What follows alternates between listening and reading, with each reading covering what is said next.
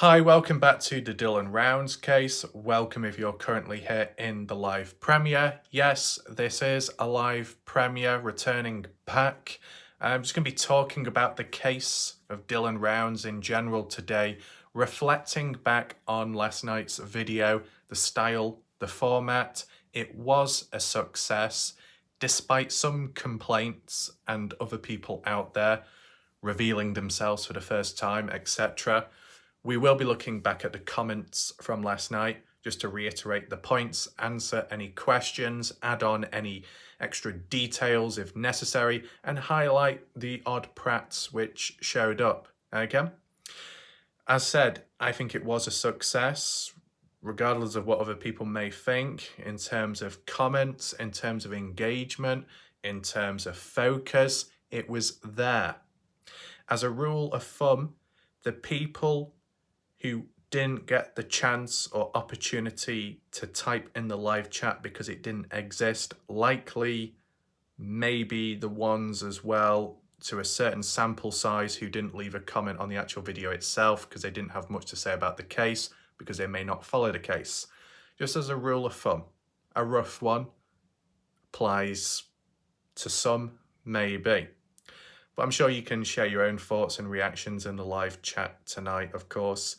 What I do want to stress is there was an important update earlier regarding the Christine Passe Parker missing person case, regarding the latest searches out there for her, which was in Vegas. An update was provided. I did share the message and I gave my own thoughts on the matter. If you'd like to be more informed about that case, make sure to check my earlier video today, available on my channel and easy to find. Okay? I'll also incorporate a link to the playlist, if it be in the community tab section, the comment section here, or on the other video. I'll do it somewhere so it's easy for you to follow and to track. If you join in late, you can look back at the earlier videos and, follow it in some way. And it should be helpful, right? So, Dylan Round's case, where are we at? Well, kind of in the same position as we were when I did the last video, okay? It's just simply thinking of a few ideas, mentioning a few points, some observations, and that's about it.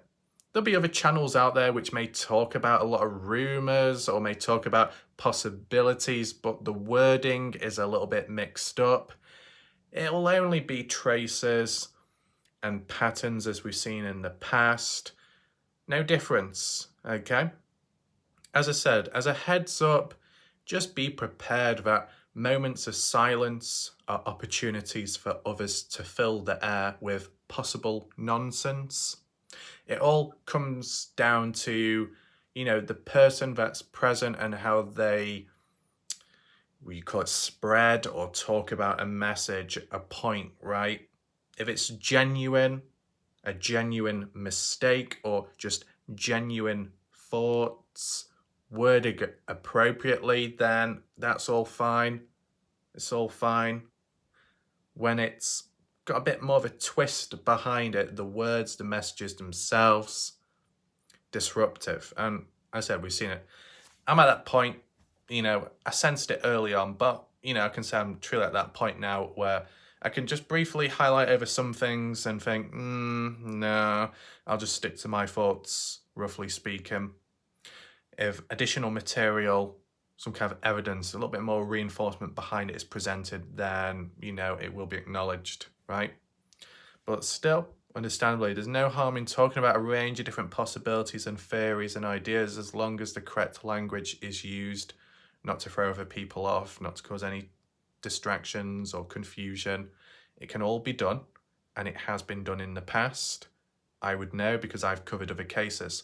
I think one thing to acknowledge, and I think other people would agree, is when it comes to the Dylan Rounds case, sure, all these characters did show up and appear, and whether it be directly in line correlation with the Dylan Rounds case beginning and people covering it, or somehow people being dragged into it, quite a few of these characters who have channels in some way or another, wherever, they don't have much background history.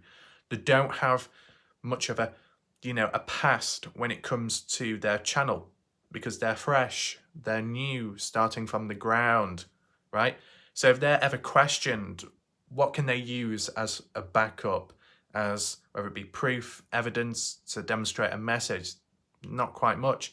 Whereas when it comes to me, if someone said, yeah, so besides the Dylan Rounds case, what have you done? Or why are you even bothering with the case? Why have you made so many videos? Why are you so focused on this? Why are you behaving like this? Why do you sound like that? Why do you talk like this? Why do you have this facial expression? Whatever the question, right? And people question me, people doubt me. All you have to do is look back at my YouTube record, if you want to call it that. I've previously covered cases, the Kenny Veach case, M Cave mystery. I briefly touched other cases here and there, right? And I'm already currently doing an ongoing one right now, Christine Passay Parker, right? I've done more than the Dylan Rounds case. I've covered other stuff, other areas and aspects. So there's a bit of foundations, right, with the channel itself. Besides starting since 2013 and doing all kinds of videos there, hybrid. But, these channels you see pop up out of nowhere, fresh, new, or new-ish, okay? Maybe the account was created a while ago, years ago, but in terms of actual content videos produced, maybe on a case, maybe to do a drama on a case or a community, originated from the Dylan Rounds case around that time, a catalyst, an influence in which led to them making videos. But do they have a background? Do they have experience? No, lacking experience, quite a few of them. Is it a problem? No, because at the end of the day, at some point or another, everybody was inexperienced. Everybody had a channel at one point where it had 0 videos, technically speaking, right? So I understand that. But I guess when it comes to the questioning aspect, it's easier to defend yourself when you have got a track record of being consistent with certain themes and topics, right? And it's also appreciated and also helpful when you do have long-time viewers that have seen everything from the different levels of conflict, tension, personal attacks, from the styles of coverage and cases and outcomes and resolves and methods. They've seen it all, so they can apply it to what's going on now, better understandings, witnesses, always helpful. That's what I'd say. Anyway, that aside, Dylan Rounds case, I made a video last night. If you haven't checked it out, make sure to do so. It was a standard video format. It was not a live premiere. And it was around the theme of Dylan Rounds, would he be down a mineshaft? And if he was, then why would people be searching above and beyond and in the depths of the mineshaft? If a body is thrown into the hole upon impact, the person would be dead, and maybe in the Dylan Rounds case, already dead before being thrown in. Upon hitting the ground, hitting the depths, is it likely that the person's going to suddenly end up going down that tunnel for miles? No. So why would someone who's searching it explore the depths of it?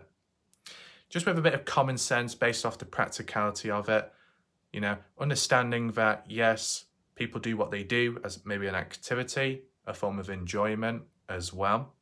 Besides searching for someone, if they like exploring caves or mine shafts, then they're probably going to cover the whole area anyway. And of course, you do have that additional point of, well, just to be safe, there's no harm in checking all these other passageways and tunnels and stuff. I get that as well. But I'm just simply, questioning the practicality of it, and that is it. But obviously, some people got the words twisted. Some people with their selective hearing, whether they've got big ears or little ears or elf ears, whatever. It didn't seem to go through the person's skull at times, which was unfortunate, but I've seen it enough, okay? Impetuous behavior. So I was just questioning that. I'm going to question another thing next time round in a different video, and it will be a standard video, a non-live premiere, so there is focus and concentration, okay? Because I do understand when it comes to these very specific points, there is a big point to be made, a big claim, a big question. All eyes, all attention is needed. But to be able to gauge that, a standard video where a person clicks, watches, focuses, no distractions, and leaves a comment if they feel the need to. And by focusing on just one aspect, one point, one area means a shorter video. And with a shorter video, there's less time to actually talk in a live Premiere format. So that's why a standard video works better. And from what comments have said recently, some people actually appreciated a standard video besides the live Premiere, which is very interesting to see. What I would say, end of the day, of course, this is a live Premiere itself and people can share their own thoughts, opinions, and talk about a range of other stuff. Whether it's focused or not, it doesn't matter at this moment in time because the last video was more focused. So this one can be more loose. And then the next one, whenever it comes, can be more focused again. A debrief session, you could call this. Me personally, I do prefer live video premieres because although maybe at times it gets a bit too much appearing or attending every single live premiere upon recording it as well earlier on in the day and editing, it can be kind of fun at times. It can be a bit funny, it can be a bit silly, it can be a bit relaxing, a mix of different stuff. I understand that some of the serious people that are here to listen, focus and learn, they're not in or not exactly about that type of stuff. So it could cause problems there. But, at least just from my own opinion, live premieres can be more fun and obviously more interactive. As for maintaining focus, not always possible, but I do understand that.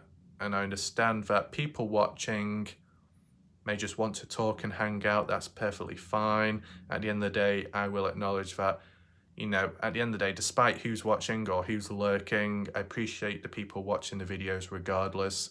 And even just, messing about in the comments because, light-hearted behavior can help in a serious case or in a case which could be too emotional for some people out there. So a bit of laughter, off-subject stuff can be a counter distraction in a positive way. There's all different kinds of ways of looking at it, okay? But I think for the shorter videos, it just seems obvious for it to be a standard video upload, just like with the gameplay clips of other non-related stuff, right? So I was questioning that about the mineshaft, practicality of it. I still mentioned positives, of course, because I do maintain balance and I do for and against arguments which other humans out there clearly don't understand. And maybe at the end of the day, the reason why they don't understand the level of balance I demonstrate is because they simply don't have any balance to begin with, right? I think that's pretty much it. You look at it in a different way, or one way of understanding it. You compare those whiners and those whingers out there who clearly don't have any balance. The likes of Miss T Guidance has more balance than all those people out there, and yet she ends up falling off chairs and whacking into doors. That really says a lot, right? But no, at least from my experience in a realistic way, Miss T hasn't caused me problems, so I appreciate that. If anyone hasn't already, feel free to check out Miss T's channel. If you want to look at some videos, I guess, on missing people cases and awareness of other missing people out there. Or if you just want to interact with their live streams, which are unique and different. If you want to check, Guidance will probably be here anyway, so you'll be able to check a username out on the page and stuff, okay? Anyway, that aside, I think just briefly I say briefly, it's probably not going to be brief to be fair, but we're going to look back at the comments of last night's video and catch up from there. Yeah, it's a little bit casual this, it's a bit slower paced, but whilst I'm looking at the comments and acknowledging them, it allows people to join on in and share their own thoughts and reactions and talk about other stuff as well, and for the video length itself to be suitable enough, okay? If anyone has suddenly joined right now, welcome. You haven't missed too much, but if you want to catch up on everything, feel free to do so. And as said, if you want to catch up on my earlier videos, the Christine Passe Parker missing person update one, which was important, make sure to check it out on my channel as it was uploaded earlier today.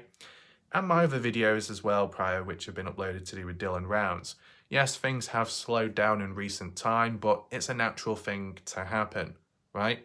You start forcing it, then it becomes a problem, then it shows a level of desperation, right? What I'm covering here is a debrief of what I covered last night, right? And what I covered last night was something I should have done a few months ago, if not longer, where I kept saying how I was going to upload these shorter videos or so in a focused format, all about a particular topic, so then all the comments are more focused on that. And finally, I achieved that last night, and I'm going to try and put it into practice the next time when I cover a certain topic. Okay, so be on the lookout for that.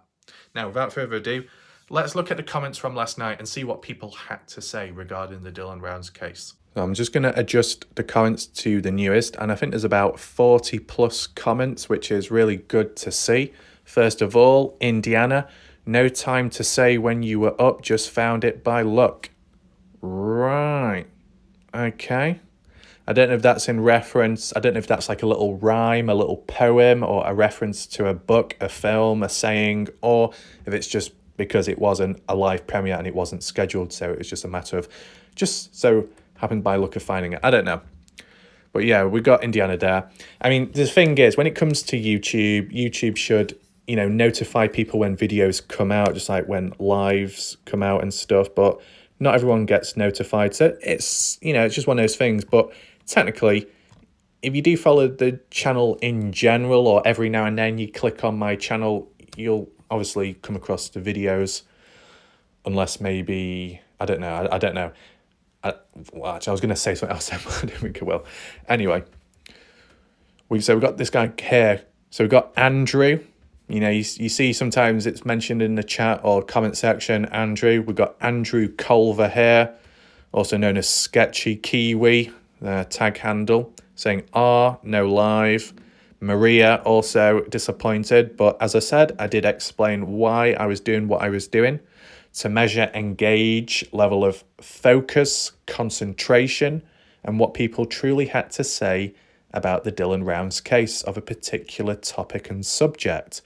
Sure, whilst in a live premiere, people can say what they've got to say and question, but it can get drowned out by the other non-relating topics and talk. It can drown it out. So to be able to make a focused video where people can share their own thoughts and opinions and whatnot about the case in a singular area in which many other people can come along and see themselves, and it's all there visually, that's what matters, right? We got Glenn saying, Mineshaft was my theory from the start. Fair enough, Glenn. When we've covered the Kenny Veach case, you know, Glenn was present back then, long-time viewer, so that's all good. I can understand why Glenn would be thinking of, you know, a mineshaft as a possibility, because like with the Kenny Veach case, it was a possibility there. So I understand. Christy, why aren't they able to make Brenner talk? And I've seen that a couple of times. I think it might have popped up in Bob's channel in the past. It's popped up on all channels out there. It's popped up on Facebook as well. Why aren't they able to make Brenner talk? Maybe because Brenner simply doesn't want to talk. The alternative would be, or tying in line partially, that police authority at a point in time may have just not been as proactive as other cases. Because that was another, I guess, reference made by Candice Cooley in an interview in the past, that besides in June questioning Brenner, the police, they didn't really do anything else after that. So it went very flat, which is disappointing. Let's just check responses. Smooth Fishing, you can't make anyone talk. He offered to tell them where the body is if they make a deal, but they refused it. Candice and Justin was the one who refused it. Well said, that's correct. You know, whether it be also through stubbornness by Brenner, I said myself that when the opportunity came about and Candice Cooley referenced it after March the 3rd, 2023, in an East Idaho News interview with her, Candice Cooley, and Justin Rounds, how they said Brenner said to his attorney or lawyer, he, acknowledged that he was ready. He was willing to open up to reveal the location of where Dylan Rounds' remains were. Back then, months ago, Candice Cooley, Justin Rounds refused it, turned it down the offer, the deal made. They turned it down themselves. Why? That was another question in recent time by many people. Why haven't the family reached out to Brenner? Why haven't they made an offer, a deal with him?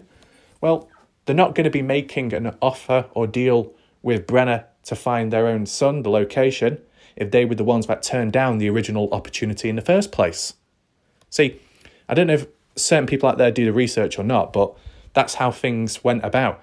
If a person's going to turn down an offer, then there's a chance, it's likely, they're not going to make an offer themselves later, unless desperation kicks in, but they feel they've truly reached a dead end and they're panicking, the family, not knowing what to do. So then they do make that deal with the devil. But due to stubbornness, due to being rejected in the past, maybe Brenner might feel, well, you turned down my chance back then. You disrespected me in that regards. So why should I give you the time of day? Why should I reveal the location of Dylan Rounds' remains now when you clearly turned it down back then? So that's how stubbornness can kick in due to rejection, okay?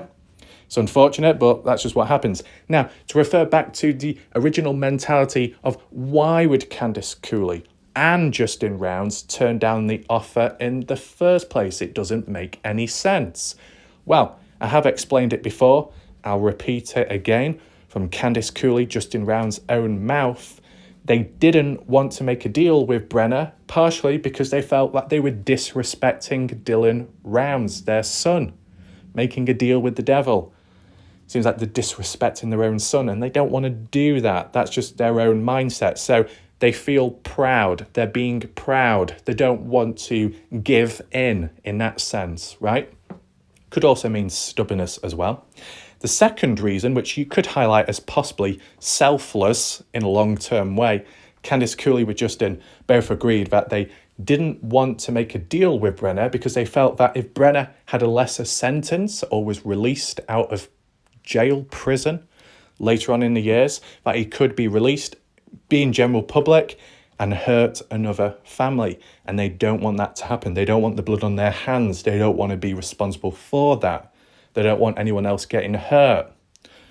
So they're the key reasons to why they turned down the offer when Brenner proposed one. Well, suggested. Seemed somewhat open for talking and negotiation. So hopefully that explains that. Christy. And that's exactly the entire point in this story. If his parents don't care to find their son, why should we? Well, I guess that comes down to personal preference, right? At least when I covered a case, covering it to keep it alive, to keep it somewhat active, right? And maybe to encourage certain people to come on in with the key information if they wish to and if they can. And, it's helped in the past, so try and do it once again, right? Now, do you put that point across, that question, do the parents really care about finding their own son? Well, in a sense, you could put the argument across and say, yeah, they care to the extent that they're actually putting aside a good opportunity in finding their son in a sense of respecting and honouring their missing deceased son, in a sense of being able to find him themselves without disrespecting his name, but that if you want to interpret it in a deep way, but the parents' own pain and deep suffering within due to not having that closure of finding their son, but at the same time putting aside that opportunity of having that closure, but denying it to avoid the cost of making a deal with the devil. Does that make sense? Does it? Like, I don't know what other examples to give, but there could be times or moments in life where you've got that chance, you've got that moment. All you have to do is just take it, but instead you put it aside and get on with some other things and then return back to then collect it. I'm just trying to think, has it ever happened in sports where a person may have received a trophy or a medal and felt that they weren't deserving or worthy of it, despite it being an achievement to acknowledge, or a performance to acknowledge them, but they felt they weren't quite ready for it, so they turned it down and then worked harder and then came back and then received the award? Something like that. Now, obviously, with a case like this, it's not an award, it's not an object. It's reality, it's real life. But really, the factors of stubbornness and being too proud are the problems, right? They're too proud about their son, they're too proud about finding him, that their deep level of care actually gets in the way of finding their own son. Does that make sense, Christy? I'm just trying to word it because this is all on the spot. This is all raw, okay? I mean, if Candice Cooley, more so Candice Cooley and the family members on that side, if they didn't care, then why would they be continuing Dylan Round's legacy and remembering him in that way and for the long-term future? If they didn't care, then they just wouldn't just scrap that idea to begin with. So I think I'm just going to revert back to the concept, and hopefully everyone watching right here, right now, and those in the background take notes. But I think that the family, the parents, Candice Cooley, Justin Rounds, do care a lot about finding Dylan Rounds. It's just the problem that their high, intense level of care and love on their son is a sign of being too proud in reaching out for help, with the opposition, the devil, the shaking hands with the devil. So their proudness and stubbornness and levels of care in finding their son is what blinds them and what prevents them from getting an answer earlier on. Does that make sense? Kind of like how they might say too much love, care and attention can cause problems. You need like a level of balance, a level of care and a level of being a bit loose. So when it comes to this case, it's quite intense maybe internally, and that's what blinds certain people when they make certain judgments and decisions. I think that's really the case, That's why sometimes when you get people who come on in from the outside, they're not emotionally attached to the case or to the missing person, so they can handle stuff better and more efficiently. Whereas if you're emotionally invested in something like this, then you might not always make the best choices or options because it's driven emotionally. So I think the likes of Candice Cooley and Justin Rounds are in that state, that possible cycle, right? Yeah. Just leave it there for now. We got Twin Mama showing up. Well, I've heard of the name before, but I've not really seen him before, or not often on my channel at all. But we'll read what they say. So, generally, if you can't find someone, then it would sometimes mean they are underground or underwater. Not much water, so I think underground. Brenner not going to climb a mountain and drag someone behind him. He's going to go alongside the mountain in a vehicle that he can pull up to or back up to push the body out. I just talked about this the other night with Bob Farrell. I guess great minds think alike. So I don't know if Twin Mama is saying I've got a great mind or if Bob Farrell's got a great mind. But regardless of that, do I agree? In terms of the precise location, maybe. I mean, suppose it's been described. Mine shafts all over the bloody place, right? And they're all over the place and there's multiple opportunities. I do think that if Dylan was to be put into a mine shaft, he's going to be transported via a vehicle, put on the back seat, back trailer, whatever type of vehicle it is, then dragged out or kicked out, rolled out, and then put into the mine shaft where you drop down. Not much energy exerted compared to if you was to drag someone into a horizontal mine and go deep within. That's not practical. Brenner is not likely to be entering a mine or a mine shaft. He may throw something into it, but he's not going into it himself. Just take into mind, right? So yeah, I guess it falls in line with what Twin Mama is saying here. I still feel that Dylan Rounds more so could be buried underground somewhere, such as the wash or further afar, right? At least on my list, I'd say it may be more likely Dylan was buried underground, under dirt, top of the list, then maybe followed by dumped in a mine shaft. Okay? Let me know your thoughts, your list, what you think is more likely. We got Rob, great video, appreciate that. I don't mean to sound rude or disrespectful, but if there is a video of Brenner on Dylan's phone cleaning a gun from what I've heard covered in blood, why wasn't the grain shed ever luminal will show any blood splatter? Oh, what? Is that like UV light or something, the purpley thing, which then highlights splatter marks? Yeah. Also, what was dug up in the shed? We know there was a hole. Why won't Brenner talk? What's he really hiding besides Dylan? I'm starting to think he killed Dylan and cut the body up and disposed of it. However, I think there would be tons of blood if he did that. I don't know. It's all very weird. I just hope they find the body. I'm starting to think it will never happen. So, quite a few different points there. What I will acknowledge is it's interesting how more blood ended up on Brenner than the surrounding area of the crime scene. Kind of interesting, right? No blood on the sides of the walls of the grain shed.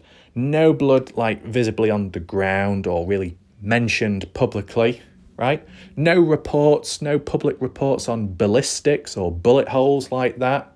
Sure, there are holes in the grain shed property, but that's natural wear and tear, right? High up on the ceiling, few on the side of the wall. It's kind of hard to make out what's a bullet hole and what's wear and tear, right? Did they do a ballistic report at the time, the police? I don't know. It's never been talked about within the case. It's never been specifically or officially confirmed as to how Dylan Rounds was killed, right? Like what item was used. So makes you think. Obviously with that time-lapse video, 7:27 a.m. on the 28th of May 2022 from Dylan Rounds' phone of being in Brenner's trailer and Brenner cleaning a gun down with blood on his sleeves, hands and shirt, the blood belonging to Dylan, could imply that that firearm, what Brenner's cleaning on that day at that time, was previously used on Dylan. Possibly. But that level of blood, where did the rest go? Was there any more? You know, where is it? And linking back to Rob's point here about what was in that hole, what was dug up. Well, to be honest, there's contradictions, Rob, and I'll just briefly explain it. The shack lady, one of the first ones I heard mention it, about hole in the ground, something was taken from it, biological matter. At one point, talking about blood, and then it changed to possible vomit, some kind of biological matter relating to Dylan Rounds, hence possibly the spot where Dylan was taken out. I put the point across at the time saying, well, if that really is the case, then how was Dylan able to park the grain truck in the grain shed where that spot would have been covered over by the truck itself? So if something did happen, was the truck not parked in? You know, that's what I was trying to get at. When Candice Cooley referred to certain key areas like the grain shed property and another place, that over the course of months, whether it be 2022 or onwards, dogs, cadaver dogs within those areas reacted in such a way that it seemed like they found a scent, some kind of possible DNA. Though Candice Cooley said those areas such as the grain shed property and elsewhere unknown were never forensically tested. Well, if those areas were never forensically tested then who dug that hole up in the grain shed property then? A soil sample, but by who? Maybe Candice Cooley was never informed about it because it was a serious matter. And yet, if Candice Cooley was never informed about it, then how does the shack lady know? How does Candice Howard know, the one that passed it on to the shack lady supposedly? Who passed it on to Candice Howard in the first place if Candice Howard is in contact with Candice Cooley, yet Candice Cooley isn't aware of it? Then where did it come from to begin with, the origins? It's a little bit wishy-washy all over the place. As for publicly speaking and based off the court documents, what we've seen in the past, not at any point was it mentioned about anything being found in the grain shed, such as, where that hole was found. It's never really been mentioned or talked about public by the family, by Heavy D, when they did the interview in there. It's a little bit odd. Maybe with that level of silence and oddness, it could be something quite serious and important. But did it lead to Dylan being found? No. So it may have been a bit of evidence, but it wasn't like the game-changing thing in the case, I would say, right? But yeah, I understand the use of certain equipment and items to highlight or reveal potential blood or some kind of substance that might be present, traces, marks, yeah, even a ballistic report. But were they fully utilised? I have no clue. If anyone does know, feel free to list it down below and explain. It'll be appreciated, okay? What else? Got the hole. Besides Dylan, starting to think he killed Dylan and cut the body up.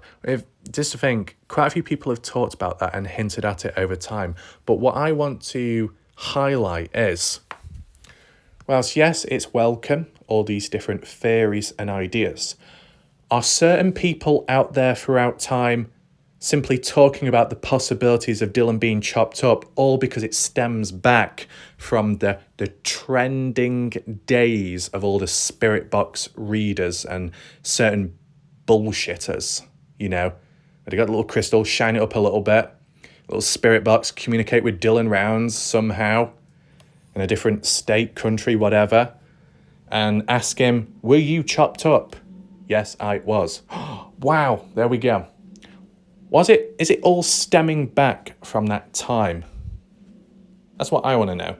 Or do people independently and genuinely believe that Dylan could have been chopped up? Was that the first thought that came to your mind? How did it come to your mind? Were you influenced by it, by other people, by other coverage in the past, or did it just come to your mind just on the spot like that? Did it ever come to my mind that Dylan Rounds was chopped up? No. I'll be honest with you, I never once thought about it until started hearing it from other people. Did I truly believe in it? Not really. Because the problem is just not enough blood within the area, not enough traces or remnants left behind, right? If Dylan was chopped up, it was done in a pretty clean, controlled way. And is Brenner the type of guy to do something like that when he leaves his own shirt in his trailer with blood on it from Dylan? No. I don't think there's a correlation there. So just let me know your thoughts about that, right? I mean, I know you could tie one thing to another. Those trash bags in the grain shed property, spring cleaning, being taken away by Brenner, disposed of. Could that have been body parts of Dylan in those bags? As for, I can't say the word serial. You know what I'm going to say next, but I can't because you're YouTube supposedly. But when it comes to serial beeps, when it comes to them, some of them have been known to put parts in bags and they've been retrieved by FBI police when they've done an investigation. So it can happen, yes. But how they're placed, first of all, just casually left about before Brenner started collecting it all and putting it into bags? Well, if that really was the case, then surely the police or family would have picked up on it if they went down to that place before Brenner had the chance. Them coming down on the 30th, maybe going into the 1st of June as well, the 31st of May, just before that, looking around the area, checking for clues, what's going on there, Canis Cooley, Justin Rounds, etc. Surely they would have seen something. They would have seen blood if it was that fresh and that earlier on in the case, and maybe flies as well to highlight something odd going on. But none of that happened, so I just don't think body parts were chopped up and left in the shed and then bagged later. I mean, it could be other evidence. Yeah, I'm not going to deny that. Just my thoughts. Let me know what you think at the end of the day, then. Like, this is the other thing, and I don't know if the comment will be mentioned here. Someone else saying, oh, Dylan could have been chopped up and just spread about the desert. Maybe bits chucked down a mine shaft, bits chucked down another mine shaft, other bits elsewhere, some bits buried in the ground. Whilst that might seem very bad, to be honest, at this rate, the chances of finding Dylan Rounds' remains in some way or another On the basis that Dylan was chopped up and scattered throughout the desert within a certain radius, you're probably more likely to be successful in finding certain remains of Dylan Rounds because it's scattered. You're searching all these different areas. At some point or another, you're finally going to come across something possibly. Whereas if you're relying on the fact that Dylan's intact in terms of his skeletal remains, buried in one spot out of all that, square distance, all that acres of land and stuff, and you got to find that one spot out of it all, that's harder than if it's spread out. The more it's spread out, the more opportunities you have in finding something. Right, so that's what I'd say.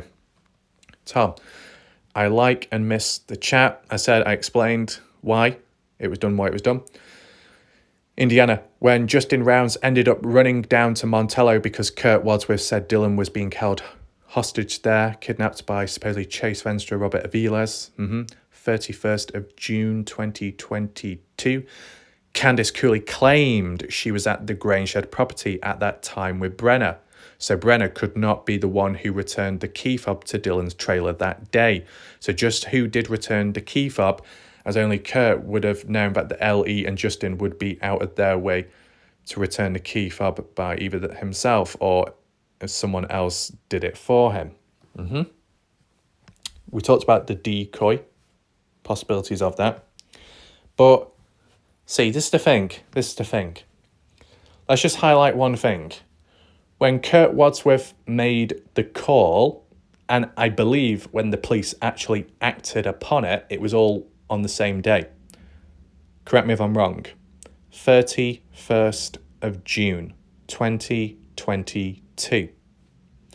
So if on that day, Justin goes down, police go down, Candice Cooley remains, stays put. When was the gun and key fob supposedly returned back to Dylan's trailer? Well, it followed on the 1st of June and then the 2nd of June. And clearly, you can see differing dates. It carries over the days. So my question would be, that phone call made on the 31st by Kurt Wadsworth about a potential hostage situation of Dylan Rounds, if the police and Justin went down on that day, how long did they stay in Montello for? Consecutive number of days? Or was it only one day? That's what I want to know. Because if it's going to be a decoy, and yet the items in question were returned back the following day and then the day after that, then what's the point of that decoy? Surely that decoy needs to be done on the same day those items are returned back, right? To ensure that people are away from the area, right? Unless the investigation lasted for several days in Montello, so it provided the opportunity for several days worth of someone to take advantage of quiet levels in Lucerne to be able to return items back, yeah. But I don't know how long they were in Montello for. So that's the but. That's the question there regarding a decoy. Candice Cooley, though, was present in Lucerne watching Brenner. Then obviously Brenner couldn't do much, but someone like Don Hatley could. If Brenner texted him, Brenner said, "Hey, Don, can you return those items back? I need you to do it because Candice Cooley is watching me all day. I don't want to be suspicious. Can you do that favour for me?" You know what I'm saying? Possibility. Let's just set responses. I did acknowledge that there are people out there with a strong opinion and those with strong, sources, as they describe it, which proves or suggests that the gun and key fob was never taken in the first place.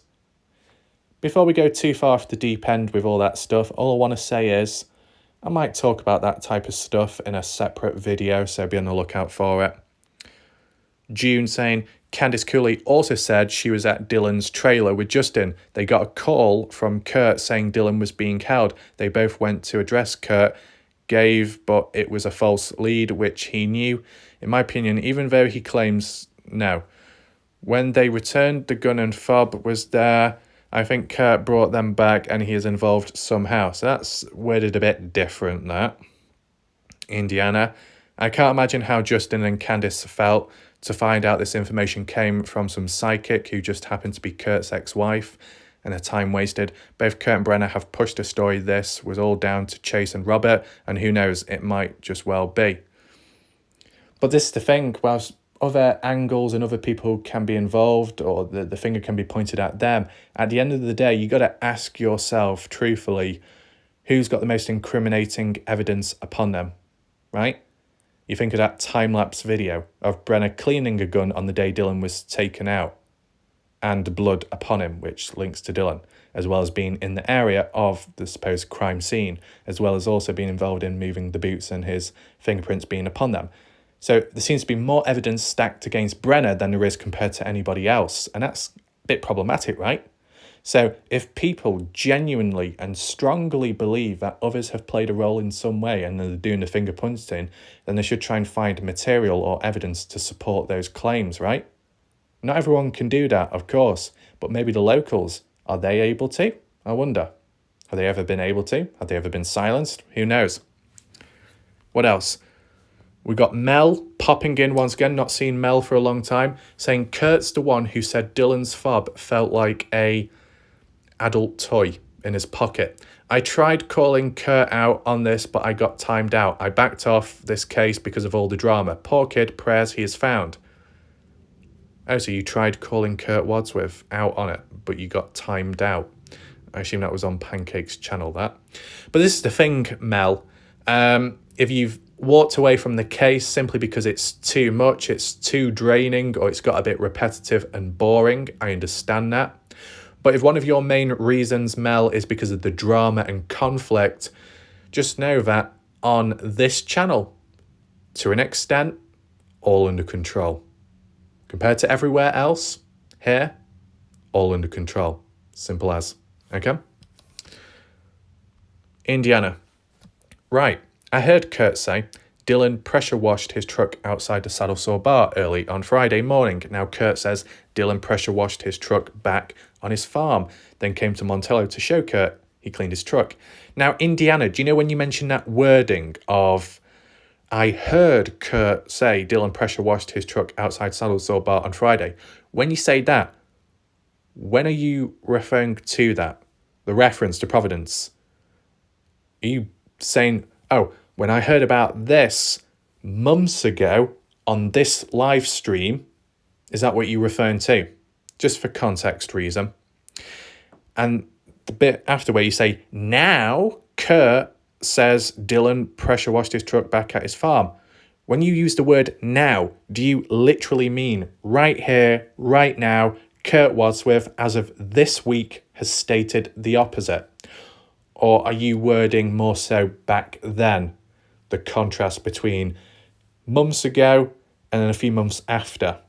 Just for context reasons, okay? I mean, what I try and say is, when I'm referring back to a point made by Candice Cooley or Justin Rounds, I reference when it came from. So like last year, months ago, back on Heavy D's first video, on Heavy D's second video, on East Idaho News Channel's first video, last video. You know what I'm saying? Just makes it a bit easier because when it comes to wording and language, some people can get mixed up in it and think, oh, do they mean right now or do they mean back then? You know what I'm saying? Mel says, I still don't think Dylan was seeding in the dark. Kurt made Dylan out to be a stupid kid. It truly is ridiculous. He also took Kurt's hydraulic oil out of his truck when he cleaned it. Interesting, the hydraulic oil. Just when you are in need of burying a body with a backhoe. Interesting indeed. So it looks like Indiana's hinting at something there. But here's the thing, Mel. Obviously, it's just your opinion, so I understand that. You say you don't think Dylan was seeding in the dark. Well, why were there witnesses, campers, people hiking out in the area near Little Pigeon Mountain at that time, setting up camp, overlooking Dylan's farm and noticing tractor lights on and work underway, farm work, which you'd assume would be Dylan?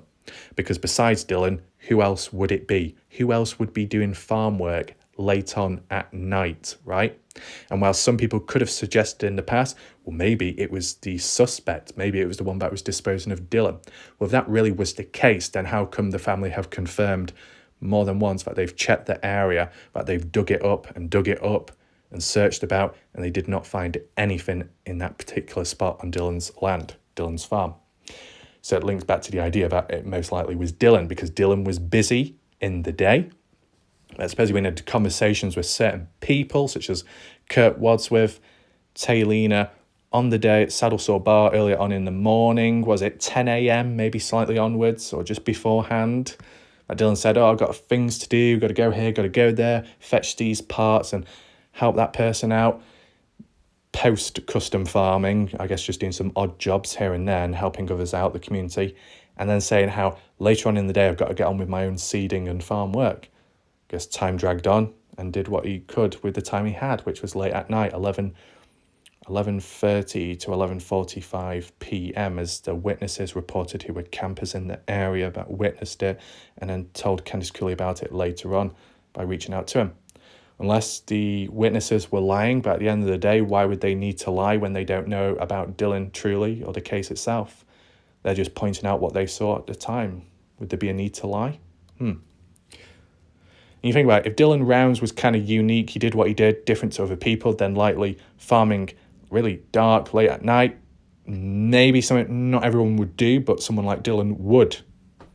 Right? Because Dylan was, focused and dedicated with farm work, that throughout all hours of the day, if he had the chance to do it, he would do it. Certain ways of looking at it. I noticed other comments online throughout time said that Dylan, or just people would do farm work later on in the evening because it's cooler when it's darker as well. So different possibilities. I think we're only halfway through, so there you go there. We got Pam saying, thank you for the updates of Dylan. Just curiosity, if Dylan was in the dirt or hole after being shot or whatever may have happened and placed in bags carried out, why was there no blood? If he put him in bags, why was there no blood in the holes in the shed or in the bags? Someone would have noticed the bags with blood when packing out the bags. Soil is not simply our matrix for growing food, and for building materials we have discovered that soil can actually help control bleeding after injury by triggering clotting. Okay. So, if there's no blood upon the bags, leakages, markings, such as spring cleaning, it could simply imply that because there was no blood in there, in those bags, in the Grange property, because there was no body parts present and there was no cutting up to begin with. As I said, it is interesting how, when it comes to Brenner ended up with more blood of Dylan's upon him there than anywhere else, right? So what does that mean? What does that imply? I wonder. I mean, people can die, people can be killed without blood and gore. You'd be strangled, choked in some way, poisoned. But what about being shot? Does that lead to blood coming out? Yes, but it depends what firearm was used, of course. Possibly, and it's not guaranteed, but if Brenner shot Dylan in the stomach or back and Dylan fell towards Brenner catched him or let him drop to the ground but not facing down, so that if blood did leak out, it wasn't directly hitting the ground immediately, and Brenner immediately started dragging Dylan somewhere, or maybe wrapping him up in some kind of cloth. I'm not quite sure. Because, this is the thing, right? Wherever Dylan could be, buried or not, underground, in water, in a mine shaft, does anyone think that Dylan Rounds may have been wrapped up in some kind of sheeting, first of all? Do you when you think of those films where someone disposes of a body by themselves or with another person, they may put the person and roll them up in a rug? Or they may get a shower curtain. They might get bed sheets and then tie the person up, wrap them up in it. So then, they're kind of concealed and it kind of absorbs the blood flow. Is that a possibility in the Dylan Rounds case, that any used sacks, seed bags, cloth, any material present was used immediately to clean things up? Just possibilities there. Let me know your thoughts. Was there anything else to highlight here? As for potentially being shot, there wasn't really much talk about ballistic reports. So that remains a question, mystery itself, whether we find about it or not. We got Just Jen with a new profile picture of a sunflower saying, Warlight Raf, thank you for making that point. Why do people search in a mine shaft and keep on walking throughout? I will tell you why one certain person does hiking and exploring. There's no way Brenner did all that with help or alone. That's my opinion. But that's why I don't waste my time watching a hike. That channel should have separate videos or channel for exploring. It's like clickbait, then pay to become a member. I like this with no live. It helps me listen better than actually want to add a comment as well. I think he threw Dylan's remains down a mine or could have dragged a little ways, not a mile, or any hiking was involved moving a body. That once again is with or without help. So shout out to Just Jen. This is a good example that because the video at that time was not a live premiere, it meant Just Jen could focus more, take it in more, and question it. The more you take in, the more you're able to focus, the more you learn about the case, and the more likely you are to leave a comment down below. So this is like a demonstration of it. So it's positive to see these results in their own right, and maybe we can follow that through again with another video coming up, right? We got a person here called Josh, shout out to them, looks like a new viewer, saying, wasn't Brenner charged with desecration of his body, so he could have thrown parts of him down one mine shaft and other parts down another mine shaft? I mean, as I said earlier on, about being spread out, the chances of finding remains of Dylan can be higher than if you was to focus on one spot within the whole area. I get that. But when it comes to desecration, Josh, desecration is like an umbrella term for different methods of disposing, concealing, revealing, breaking down, right? So desecration of a body, a corpse, could be burying the person, concealing them, hiding them. That's a form of desecration. Another form could be burning, chopping up, breaking down body parts, breaking it down to make it harder to identify and then to scatter about and then maybe bury.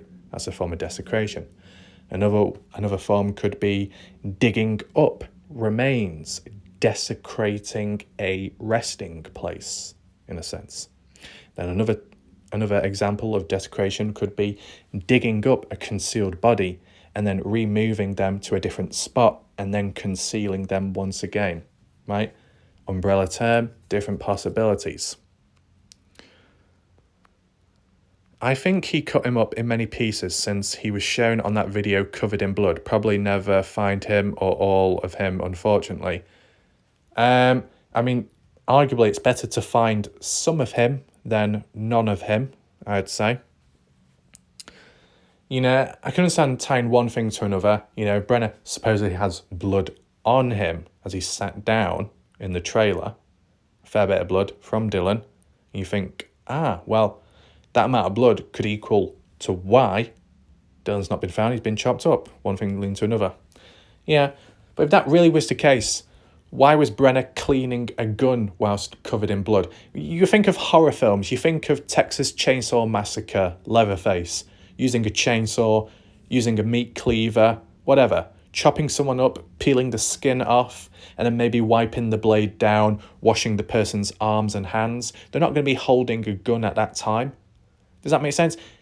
If you just got done chopping something up, and then shortly afterwards you start washing, cleaning stuff down, the object you used, and maybe your hands and your arms because you've got blood on you, you're not going to go from chopping up meat to then suddenly having blood on you and then cleaning a gun down.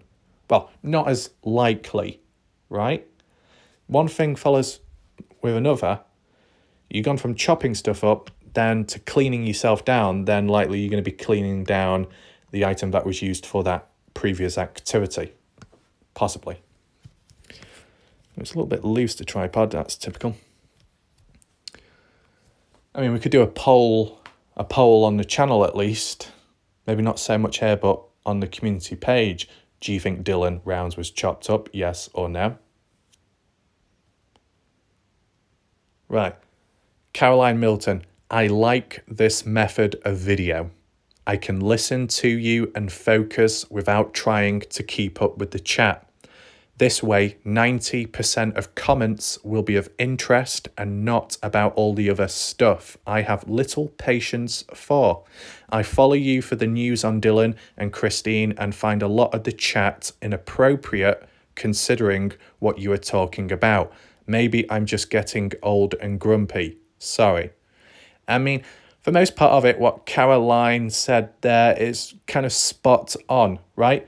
In my position, though, I like the idea of a live premiere where you can be a bit more light-hearted and mess about to an extent at times, because for someone like me that does the research or, works on the videos, puts the focus, the concentration in, to then watch that video back later on in the day at night time, to be able to sit back and relax without being too serious, that's why I like the loose format of live premieres. I don't have to be as locked on, not always. I don't have to be as stiff, right? For people watching it for the first time round, I can understand why they would want to maybe be as focused as possible when learning about the case and about the stuff. I get that. But then other people who aren't, they're present because they just want to hang out and chat with people, others that are present, right? So you'll see differences, certain shifts of behaviour and how things go. All I'd say, Caroline, and it can apply to other people too, if at any point you find the live chat distracting in these videos, and if anyone else does find it distracting, ignore the chat, go on full screen of my video, and then you should be able to ignore the chat, because I don't think the chat shows up on the screen when you go into full screen of the video. So that's one way of eliminating the problem, right? But I do agree, Caroline, that 90% of the comments, if not on this occasion, 99% of the comments just so happen to be about the Dylan Rounds case, thus meaning the theme of the video and the comments as well are in line with one another, exactly how it should be. So I do get that, okay? So if if we was to run an experiment in the long term, Caroline, that if 2 months onwards of just consistent video uploads in the standard video format, that down the line, whether it's a true drop-off or just a visual decline, you may no longer see certain familiar faces. You may not see certain individuals, whoever they may be, because the times when they are present, the times when they are communicating, it's not about the Dylan Rounds case. It's about completely other things, right? Because that's what they do. That's what they're interested in. So when they don't have that chance to chat, then likely they're not going to be leaving comments down below in regards to the Dylan Rounds case, because that's not their main focus or priority, possibly. Doesn't apply to everyone. It doesn't apply at all times, but it's one way of looking at it, right? As a long-term experiment. I mean, at least for me though, the only times when I feel it truly matters to have as much focus as possible is when one is covering breaking news or an important discovery, finding, analysis. The other times where it's just discussion based, a bit more loose, a bit more casual, kind of like how it is now, I can understand a live premiere format, right? And it being loose. I guess standard video format for this particular case yields focused comments when it's a non-live premiere. Now, when it comes to me doing a light-hearted, funny video, right, that will entice the ones who don't follow cases to be maybe more engaged with reacting directly to the video in a live premiere format, because it targets that audience. That's what they like, right? So, different people, different preferences, end of the day. Right, so here we go. Everybody in the chat, everybody watching right now, everybody lurking in the darkness, be aware, look at this person on screen, okay? A person here called Paria River, okay? So they're a running river. What do they have to say? I seldom feel like leaving a comment here, but after hearing you question the value of volunteer searches and second guess their methods is very disappointing. I won't, but I think it would be completely fitting if these volunteers would question your motives, Warlight Wrath. It just so happens that you could do a full video on the many bodies found at the bottom of mine shafts in this country, do a little research and be more informed next time. So it looks like I've been told off. It looks like I've been informed by an expert default profile. Okay. See, this is the thing, just to add in quick before we look at my response. At the end of the day, I'm basing it off some kind of high-profile cases, well-known ones, in which theories have often led to the possibility that they're down a mine shaft, and yet none of them have been found yet, and none of them have been found in a mine shaft, and hardly any evidence, if not any, has been found in a mine shaft to suggest they were once there. Applying it to Kenny Veach, Susan Powell, and up to now, Dylan Rounds. Specific cases I was talking about.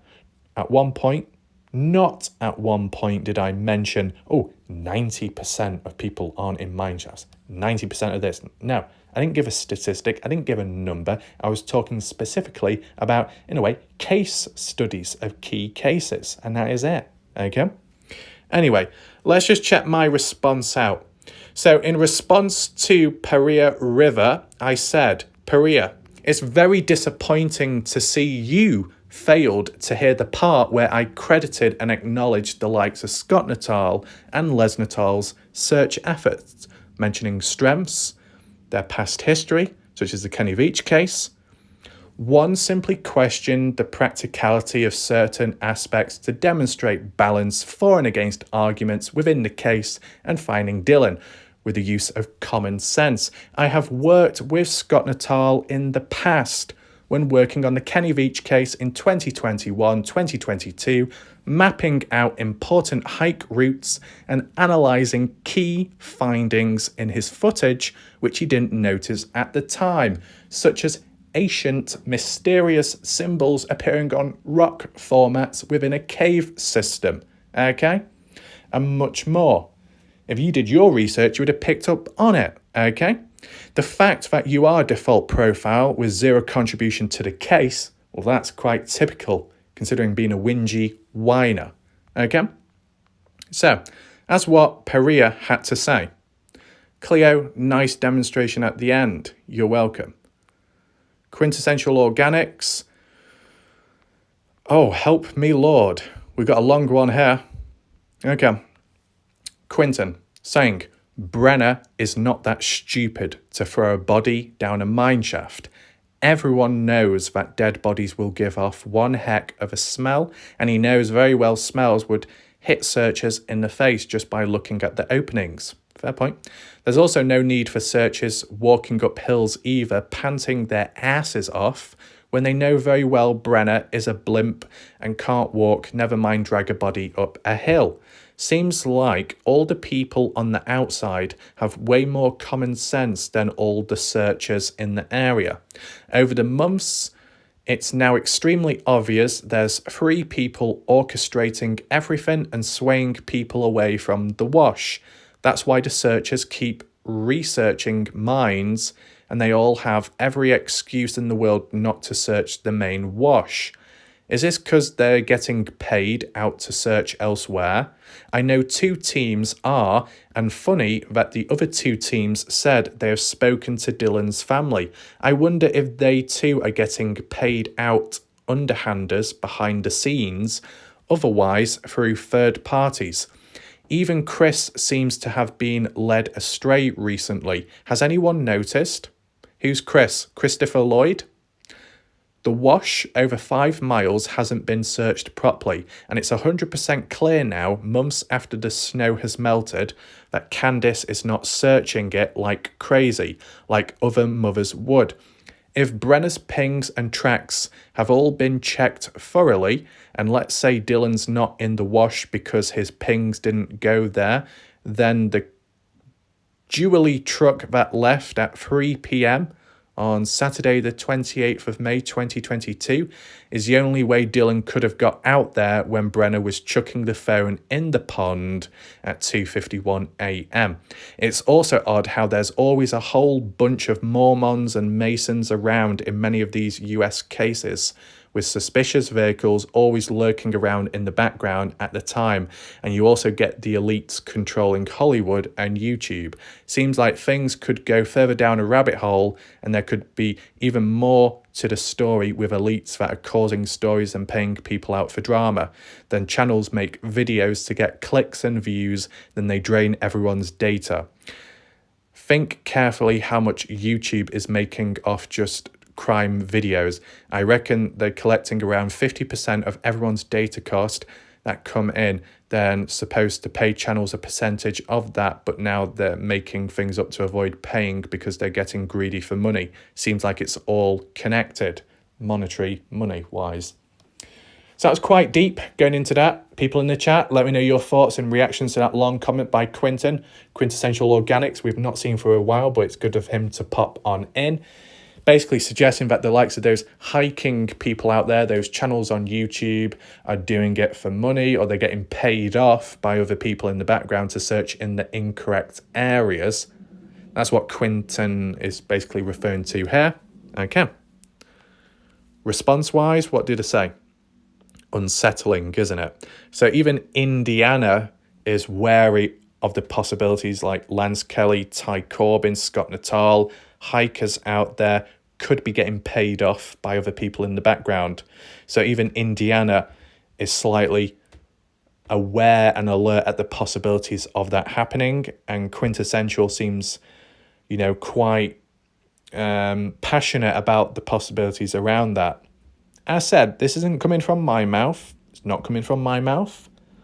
Just simply highlighting what other people think and suggest, okay? I'm sure it will, get some people's pants in a twist and trigger people out there, but, is what it is. Oh, we've got Paria River once again having a go at me. Let's see what's mentioned here. Hello again. I am a subscriber of yours and chose to post one comment prior to this. If this makes me less of a member to your channel, then so be it.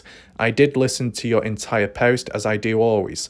Personally, second guessing any volunteers' methods or presumed worth, as you implied, says much more about your shortcomings than theirs. Because I think you should know more, I'm willing to provide a list of many bodies found in mine shafts over the years in order to demonstrate the need to search them, and yes, more than one. But this is the thing. What I was referring to was individual missing people cases. I didn't give a percentage. I was saying how Kenny Veach, Susan Powell, referred to as possibly being chucked or falling into a mine shaft, right? Have they ever been found? No. Was there any evidence material found in those mine shafts which linked to them? No. What about Dylan Rounds? Well, up to now, no. That's what I was getting at, okay? It's easy to go to the go-to method of mine shaft, mine shaft, mine shaft. But have they been found in them? No. What about other people out there? Yes. But we're not talking about those people, okay? It's pretty simple, right? Anyway, just see what my response was at the time. I never said that mine shafts shouldn't be searched. I questioned how much of the mine itself should be searched based on common sense and the case in Dylan Rounds. You talk about shortcomings, yet your channel comes up short with zero contribution to the case. You are severely lacking in perception and understanding. I think you need to do some more research on language and wording, default profile. Okay? That's all I'm saying. It's common sense, right? You think of ISIS, you think of 2015, right? Syria, certain person, certain relations with a, same male, okay, gender, you get chucked off the roof. You get kicked off a roof. They record it as well. You hit the ground, splat, okay? Not in the best of condition, right? Most likely, dead. You're going to start rummaging around down the sewers and the streets and the alleyways? No. Where they fell off from the building, they've hit the ground below. They're not going anywhere else, right? When you had prisoners and ISIS line them up in front of tanks and the tanks drove over them, their skull and their whole body crushed like a melon.